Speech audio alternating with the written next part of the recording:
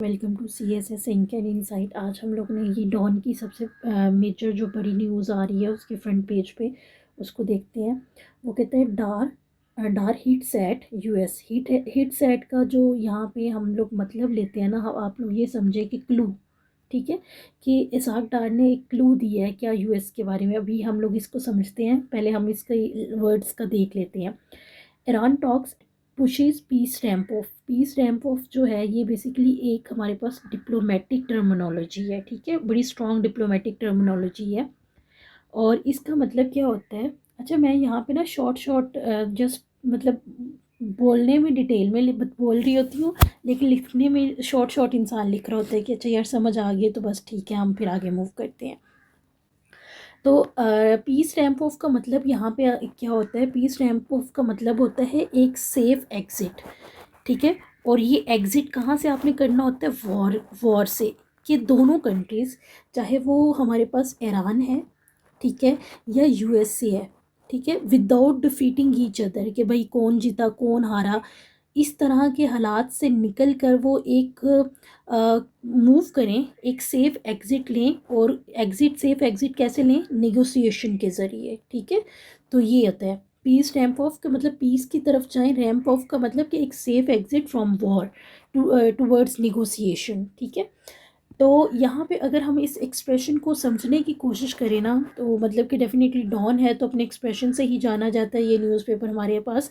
तो वो कहता है कि इसाक डार ने क्या किया कि एक सिग्नल दिया है यूएस। अब उसने सिग्नल क्या दी है, हिंट सेट्स का मतलब होता है सिग्नल, क्लू है, वो 100 वो हो भी सकता है और वो नहीं भी हो सकता, ठीक है, एक सिग्नल है एक तरह से हमें मिल रहा है। और फिर ये क्वाड जो है, हमने लास्ट वाली जो वीडियो है उसमें हमने बड़ी डिटेल में देखा था कि ये कौन से 4 कंट्रीज़ जो हैं वो कर रहे हैं, अभी आगे भी आर्टिकल में आ जाएगा।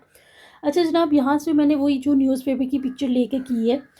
अच्छा जनाब, यहाँ से ना हम लोग उसी तरीके से देखेंगे जिस तरीके से ये हाईलाइट हुआ है बेसिकली। जनाब अगर हम लोग इन 4 कंट्रीज़ की बात करते हैं तो ये कौन कौन से थे, लास्ट वाले आर्टिकल में भी हम लोगों ने देखा था कि हमारे पास कौन है, सऊदी अरेबिया है, तुर्की है और इजिप्ट है, और चौथा हमारे पास कौन है, पाकिस्तान है, ठीक है। इन्होंने ये बेसिकली चारों कंट्रीज़ क्या कर रहे हैं, एफर्ट्स कर रहे हैं कि कोई ऐसी कंडीशंस बनाई जाए कि वाशिंगटन और तेहरान यानी कि ईरान जो है वो किसकी तरफ जाएँ, स्ट्रक्चर निगोसिएशन। अच्छा नेगोशिएशन तो है लेकिन स्ट्रक्चर्ड, यहाँ पे एक सेकंड बहुत ज़्यादा मैस हो गई है, स्ट्रक्चर्ड निगोशिएशन, ठीक है। अभी ये हम देखेंगे कि स्ट्रक्चर्ड निगोशिएशन क्या होती हैं। उसके बाद वो कहते हैं कि फॉरेन मिनिस्टर्स क्या कर रहे हैं, वे तलाश कर रहे हैं किस चीज़ के लिए, कि permanent end to hostilities, insist war is not in favour of anyone है, चाहे वो यूएसए है या ईरान है, वो किसी के भी फेवर में नहीं है, ठीक है। उसके बाद क्या कहते हैं, डिप्टी पीएम, ये अभी हम देख लेते हैं, to leave Beijing to meet Chinese foreign minister tomorrow, मतलब कि आज 30 है तो कल 31 है तो कल ये जाएंगे किसको, बीजिंग को मिलने के लिए। और बीजिंग को मिलने के लिए क्यों जा रहे हैं ये भी अभी हम देख लेते हैं। सबसे पहले यहाँ से बात स्टार्ट करते हैं। हो जा, यस हो गया। पर यहाँ से बात स्टार्ट करते हैं। बकीर सज्जाद सैयद ने लिखा है, आई थिंक वो जो लास्ट वाला हमने कवर किया था वो भी इन्होंने लिखा हुआ था, काफ़ी मिलती जुलती बातें हैं। देखिए लास्ट टाइम हम लोगों ने बात की थी कि इनडायरेक्ट टॉक्स हो रही हैं, ठीक है, और उस आर्टिकल में हम लोगों ने डायरेक्ट बड़ी डिटेल में बात की थी कि कैसे इनडायरेक्ट टॉक्स होती हैं। अब वो क्या कह रहे हैं कि हम लोग क्या कोशिश कर रहे हैं, ये कंट्रीज़ जो हैं, ये फॉरेन मिनिस्टर्स हैं, ये कोशिश कर रहे हैं कि इन दोनों कंट्रीज़ के अंदर क्या हो, डायरेक्ट टॉक्स हो, ठीक है। और इस जो भी ये प्रॉब्लम हो रही है, ये चारों कंट्रीज़ के जो फॉरेन मिनिस्टर्स हैं वो मीटिंग कर रहे हैं और इस चीज़ पे एम्फोसिस कर रहे हैं कि डायलॉग और डिप्लोमेसी के ज़रिए क्या निकाला जाए, कोई हल निकाला जाए, ठीक है। गल्फ़ रीजन के अंदर जो भी प्रॉब्लम इस वक्त वॉर की चल रही है उसको ओवरकम किया जाए। अब पाकिस्तान की अगर हम बात करते हैं तो उसे ऑनर हासिल हुआ है कि उसने क्या किया है, वह फैसिलिटेट किया है मीनिंगफुल टॉक्स को, ठीक है। और ऑन गोइंग कॉन्फ्लिक्ट के अंदर उसने एक मीडिएटर का रोल अदा किया है basically. Ishaq Dar, mister Dar is said that, अच्छा उन्होंने अब यहाँ पे ये जो है डिप्टी पीएम कौन है, इसाक डार, अब वो कहाँ पे जा रहे हैं जनाब, वो जा रहे हैं, उनका अपकमिंग ट्रिप कहाँ पे प्लान है, बीजिंग के पास, बीजिंग की तरफ, ठीक है, बीजिंग मतलब चाइना। और चाइना के पास वो क्यों जा रहे हैं, यही कि हम लोग ये करने की कोशिश कर रहे हैं तो आप ही हमें सपोर्ट करें ताकि हम मिडल ईस्ट की जो ये ईरान यूएस की जो है ना एक सक्सेसफुल टॉक्स जो हैं, डायरेक्ट टॉक्स जो हैं वो करवा सकें, ठीक है। डायरेक्ट टॉक्स क्या होती है, आमने सामने बैठ के बात करना। लास्ट टाइम हमने बात की थी कि पहले इनकी क्या चल रही है, अभी तक इनडायरेक्ट टॉक्स चल रही हैं। और इसी बात पे ये डायरेक्ट टॉक्स होंगी या नहीं होंगी, इसी चीज़ को जो राइटर है उसने क्या लिखा है, और यहाँ पे ऊपर इसी चीज़ को उसने लिखा है, हिंट्स एट यूएसए, यहाँ पे जो ऊपर आ गया था, कहाँ पे गया ये, ठीक है। ये मतलब कि ये क्लू है कि यार मे बी उनकी डायरेक्ट वो आमने सामने बैठ, क्योंकि हमने लास्ट टाइम भी पढ़ा था कि ये जब इनडायरेक्ट जो होती हैं वो टॉक्स वो कब होती हैं, जब आपकी जियो पॉलिटिकल सिचुएशन जो है वो बहुत ज़्यादा हो रही हो और हाईली आपके टेंस रिलेशन चल रहे हो, तो तब डिप्लोमेसी जो है वो बैक स्टेप हो जाती है। ठीक है, वो आमने सामने बैठ के डिप्लोमेट्स बात नहीं करते हैं, वो कहते हैं कि भाई ये हम पे अटैक कर रहे हैं, इन्होंने ये कर दिया वे कर दिया, हमें तो इनकी शक्ल ही गवारा नहीं है।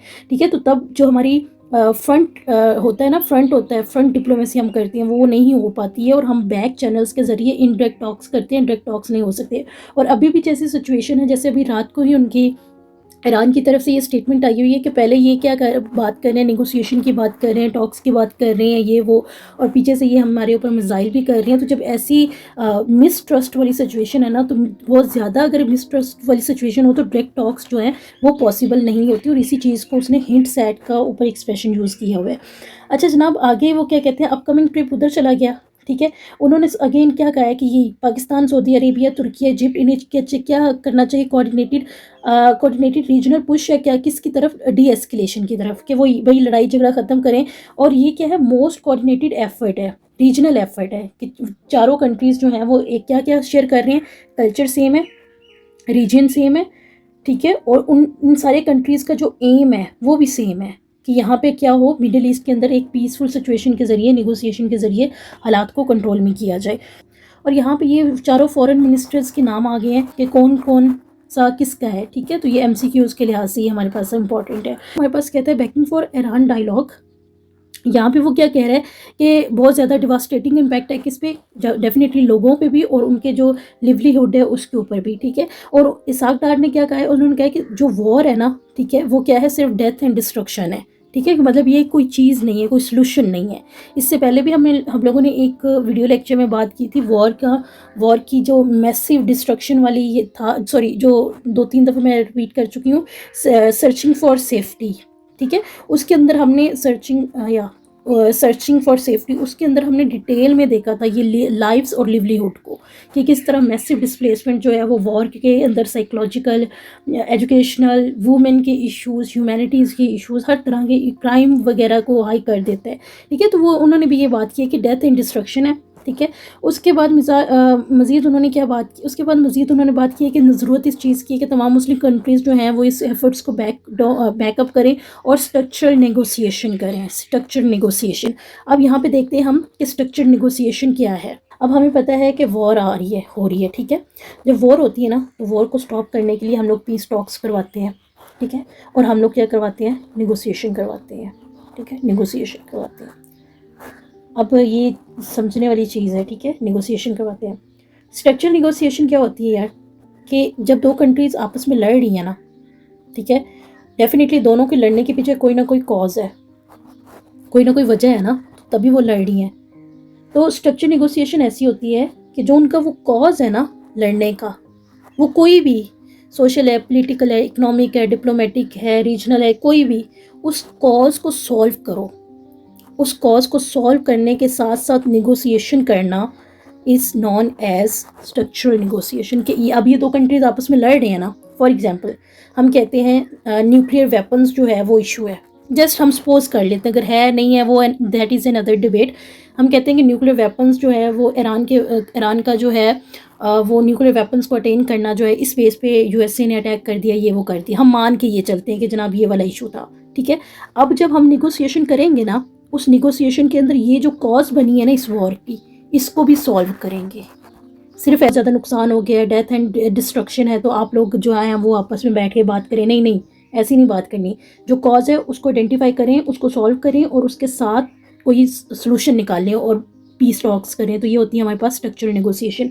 ठीक है, अब जहाँ पे भी आपने ईरान US का ये वाला कॉन्फ्लिक्ट लिखना है, तो आपने ये चीज़ ज़हन में रखनी है कि ये चारों जो कंट्रीज़ थे मुस्लिम कंट्रीज़, कल हमने ग्रीन नेटो भी कहा था इनको। ठीक है, हमने इनको ग्रीन नेटो भी कहा था। ठीक है, ये एक मतलब अभी ये बना नहीं है, लेकिन उस तरह का एक ना साइन और सिग्नल आ रहा है। ठीक है, तो ये हमारे पास क्या है, बेसिकली स्ट्रक्चरल नेगोशिएशन होती है, किसके दरमियान में करवाई जाए, वाशिंगटन और तेहरान के दरमियान में। ठीक है, उसके बाद वही बात आ गई कि भाई पाकिस्तान के अंदर ये पोटेंशियल है कि वो इनकी टॉक्स करवा सकता है और फुल सपोर्ट कर रहे हैं हम इस इनिशिएटिव को। ठीक है, और मज़ीद क्या चीज़ है, अब फुल सपोर्ट जो है कौन कर रहे हैं, ये वाले जो फॉरेन मिनिस्टर्स हैं, हर मतलब कि हम, हाँ ठीक है, फ्रंट डोर पे शायद पाकिस्तान काम कर रहा है, लेकिन पीछे जो ये बाकी कंट्रीज़ हैं हम उनकी एफर्ट्स को रद्द नहीं कर सकते हैं, ठीक है। वो भी अपना एक अच्छा रोल अदा कर रहे हैं, और अब हम लोग चाहते हैं कि इसके अंदर एक अच्छा रोल कौन अदा करे, चाइना भी इन्वॉल्व हो और इसको कम करे।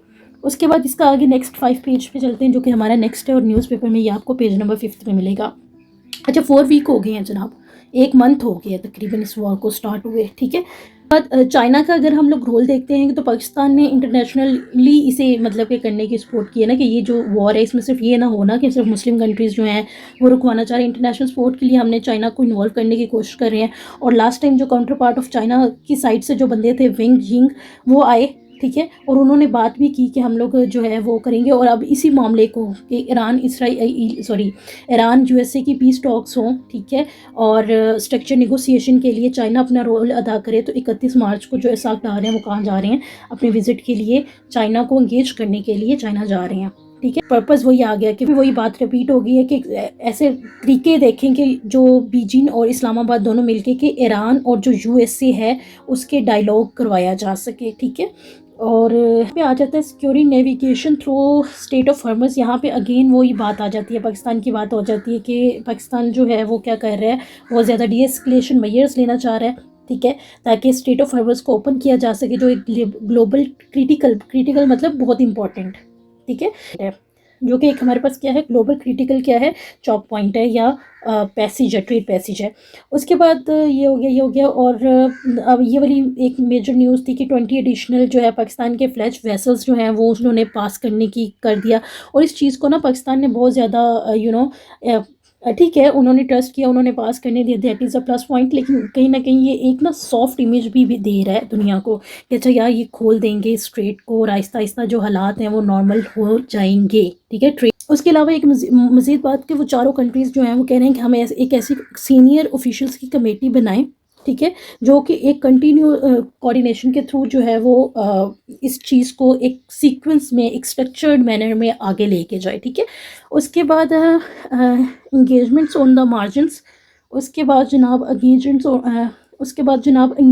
ऑन द मार्जिनस में अगर हम देखते हैं तो यहाँ पे मैंने यही लिखा हुआ है, Pakistan committed to bring USA and Iran to negotiation table. हम इस पे हैं कि हमने उन्हें करवानी है, ठीक है। और फिर उसके बाद हाँ, एक बहुत ज़्यादा इंपॉर्टेंट पॉइंट जो यहाँ तक आने का था, हम लोग ये कह रहे हैं कि इस्लामिक कंट्री हैं, यूनिटी वाला प्रिंसिपल को यूज़ करें, ठीक है, और जो है वो स्टेबलाइज करें कि इसको मैरीटाइम रोड्स को, ठीक है, और ताकि रीजनल जो है, ब्रॉडर रीजनल सिक्योरिटी जो है वो थ्रेटन ना हो। लेकिन यहाँ पे ना एक, ठीक है, अभी हमने वो हिंट सेट्स पे वाली चीज़ अगर आप देखें, अभी हमें 100% श्योर नहीं है कि पाकिस्तान जो है वो इनकी ये डायरेक्ट टॉक करवा भी पाएगा या नहीं करवा पाएगा। सिर्फ एक सिग्नल है, ग्रीन सिग्नल है कि यार कोशिश की जा सकती है। लास्ट में ना यहाँ से आगे ये जो मैंने इस तरह करके लिखा हुआ है, ये एक इम्पॉर्टेंट पॉइंट है, मैं इसे पढ़ती हूँ। The unity of the Muslim ummah in this challenging times is of utmost importance, ठीक है। इस वक्त जो वॉर है वो कहाँ पे लगी हुई है, इस्लामिक कंट्रीज़ के लिए, मतलब कि definitely attack of one is consider as the attack of other. और अगर हम एक मुस्लिम नेशनलिज्म की भी बात करें, ठीक है, तो हमें लग रहा है कि डेफिनेटली एक हमारा सॉफ्ट कॉर्नर है ईरान के लिए। तो हमें ऐसा लाइक फील हो रहा है कि जैसे हमारे अपने ऊपर अटैक हो गया, ठीक है। तो वो मुस्लिम उम्मा के लिए इस वक्त क्रिटिकल चैलेंजेस क्या हैं, ठीक है, ओआईसी का रोल क्या इस वक्त वो अदा कर सकती थी, जो वो कर रही है, नहीं कर रही है, क्या उसके सूरत हाल है, ठीक है। तो ये वाला पॉइंट जो है ना, ये क्रिटिकल पॉइंट है, ठीक है, ये क्रिटिकल भी है और ये एक एनालिटिकल पॉइंट भी है, ठीक है, कि क्या ये इतनी बड़ी वॉर जो है ये मुस्लिम नेशनलिज्म को दोबारा से जो है वो रेस कर सकेगी, क्या मुस्लिम्स जो हैं वो दोबारा से यूनिटी की तरफ जाएंगे, या उनके अंदर मज़ीद जो है एक दूसरे के लिए खलल पैदा होगा, या सिर्फ ये एक सरफेस फिनोमेना जो है वो चल रहा है, ठीक है। तो ये आर्टिकल था, इसको काफ़ी डिटेल में हमने कर लिया, आगे हम बाकी के भी इंशाल्लाह करेंगे।